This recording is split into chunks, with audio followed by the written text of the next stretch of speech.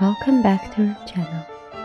Today we are reading the Brothers Karamazov by Fyodor Dostoevsky, Part 2, Book 4, Chapter 3. A Meeting with the Schoolboys. Thank goodness he did not ask me about Grushenka, thought Alyosha as he left his father's house and turned towards Madame Hoklakov's, or I might have to tell him of my meeting with Grushenka yesterday.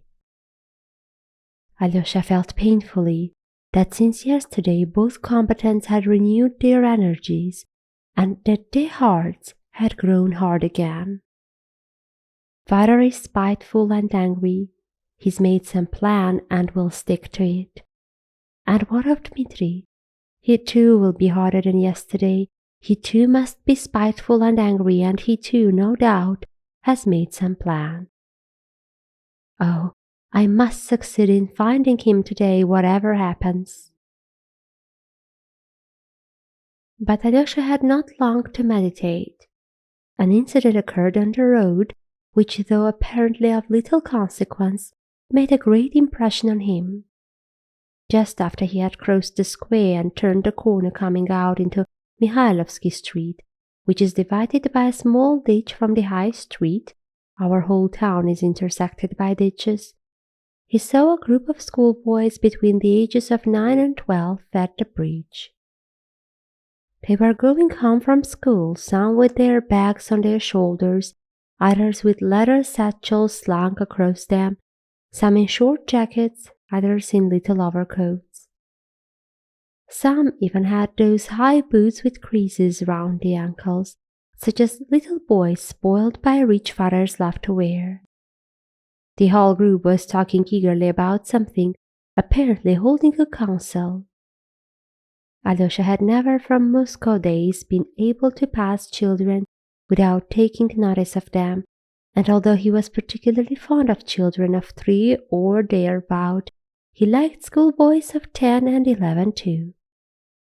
And so, anxious as he was today, he wanted at once to turn aside to talk to them. He looked into their excited, rosy faces and noticed at once that all the boys had stones in their hands. Behind the ditch, some 30 paces away, there was another schoolboy standing by a fence. He too had a satchel at his side. He was about 10 years old, pale, delicate-looking, and with sparkling black eyes. He kept an attentive and anxious watch on the other 6, obviously his schoolfellows, with whom he had just come out of school, but with whom he had evidently had a feud. Alyosha went up, and addressing a fair, curly-headed, rosy boy in a black jacket, observed, "When I used to wear a satchel like yours, I always used to carry it on my left side, so as to have my right hand free, but you've got yours on your right side, so it will be awkward for you to get at it." Alyosha had no art or premeditation in beginning with this practical remark, but it is the only way for a grown-up person to get at once into confidential relations with a child, or still more with a group of children. One must begin in a serious, business-like way, so as to be on a perfectly equal footing. Alyosha understood it by instinct. "But he is left-handed," another fine, healthy-looking boy of 11 answered promptly. All the others stared at Alyosha. "He even throws stones with his left hand," observed the third.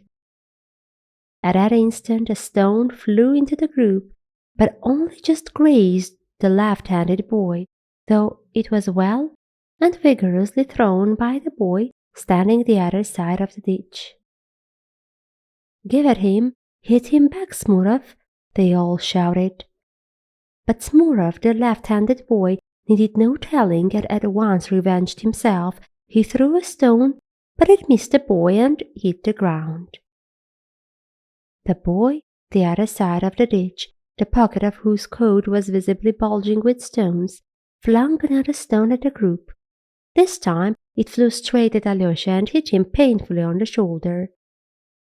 "He aimed it at you, he meant it for you, you are Karamazov," Karamazov," the boys shouted, laughing. "Come, all throw at him at once." And 6 stones flew at the boy. One struck the boy on the head, and he fell down, but at once leapt up and began ferociously returning their fire. Both sides threw stones incessantly. Many of the group had their pockets full too. "What are you about? Aren't you ashamed? 6 against 1. Why, you'll kill him," cried Alyosha. He ran forward and met the flying stones to screen the solitary boy. 3 or 4 ceased throwing for a minute.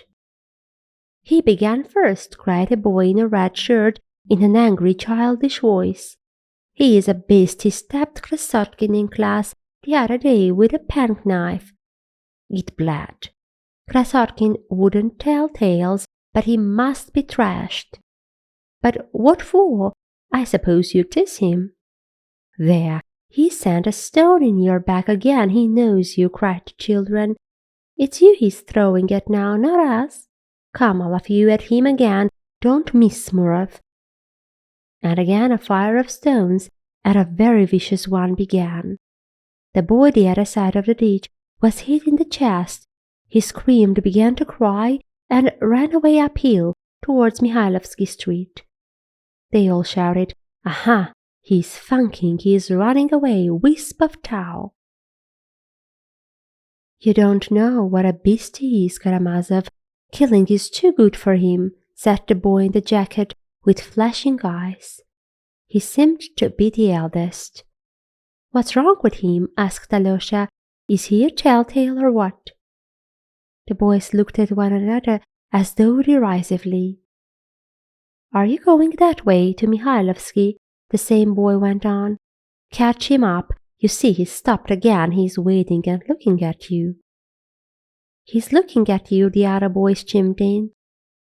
"You ask him, does he like a dishevelled wisp of tow? Do you hear? Ask him that."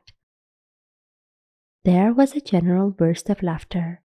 Alyosha looked at them and they at him. "Don't go near them. He'll hurt you," cried Smurov in a warning voice. "I shan't ask him about the wisp of tow, for I expect you tease him with that question somehow. But I'll find out from him why you hate him so." "Find out, then, find out," cried the boys, laughing. Alyosha crossed the bridge and walked uphill by the fence straight towards the boy. "You'd better look out," the boys called after him. "He won't be afraid of you. He will stab you in a minute, on the sly, as he did Krasotkin." The boy waited for him without budging. Coming up to him, Alyosha saw facing him a child of about 9 years old. He was an undersized, weakly boy with a thin, pale face, with large, dark eyes that gazed at him vindictively. He was dressed in a rather shabby old overcoat, which he had monstrously outgrown. His bare arms stuck out beyond his sleeves. There was a large patch on the right knee of his trousers, and his right boot, just at the toe, there was a big hole in the leather carefully blackened with ink. Both the pockets of his greatcoat were weighted down with stones. Alyosha stopped 2 steps in front of him, looking inquiringly at him. The boy, seeing at once from Alyosha's eyes that he wouldn't beat him, became less defiant and addressed him first. "I am alone, and there are 6 of them. I'll beat them all alone," he said suddenly with flashing eyes. "I think one of the stones must have hurt you badly," observed Alyosha. "But I hit Smurov on the head," cried the boy. "They told me that you know me, and that you threw a stone at me on purpose," said Alyosha. The boy looked darkly at him. "I don't know you. Do you know me?" Alyosha continued. "Let me alone," cried the boy irritably, but he did not move, as though he were expecting something, and again there was a vindictive light in his eyes. "Very well, I am going," said Alyosha. "Only I don't know you, and I don't tease you. They told me how they tease you, but I don't want to tease you. Goodbye."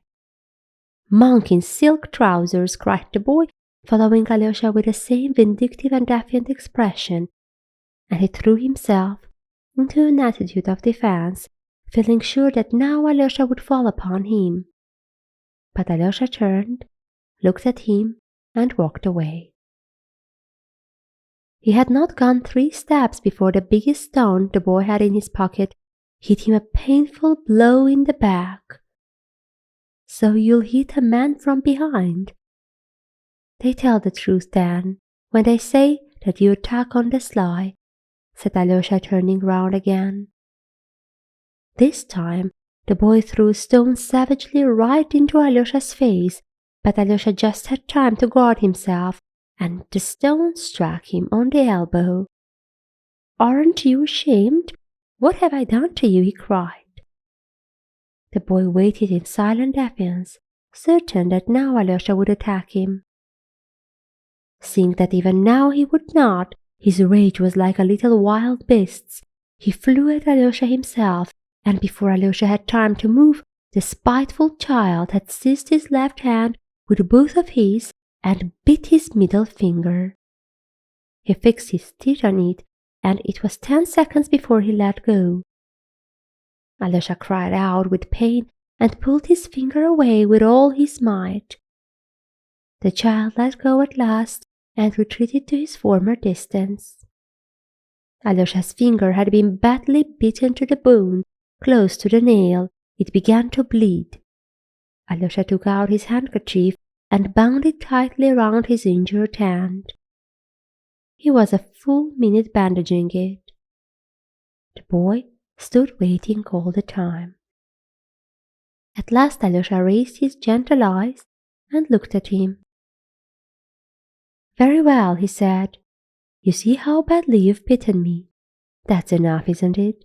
Now tell me, what have I done to you?" The boy stared in amazement. "Though I don't know you, and it's the first time I've seen you," Alyosha went on with the same serenity, "yet I must have done something to you. You wouldn't have hurt me like this for nothing. So what have I done? How have I wronged you? Tell me." Instead of answering, the boy broke into a loud, tearful wail and ran away.